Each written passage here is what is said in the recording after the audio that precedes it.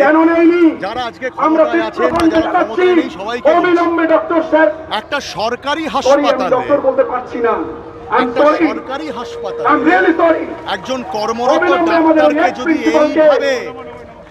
এইভাবে তার যদি এই নৃশংসভাবে তাকে এইভাবে হত্যা করা হয়, নৃশংস শব্দটাও খুব ছোট মনে হচ্ছে আমার। প্রত্যেকটি জায়গায় কি শব্দ ব্যবহার করবো জানি প্রত্যেকটি না। ক্ষেত্রে যারা এটা করেছেন ওই বাড়িতে তাদেরকে বলি, ওই অফিসে পাপ যে কিন্তু যেখানে আছে বাপকেও ছাড়ে না।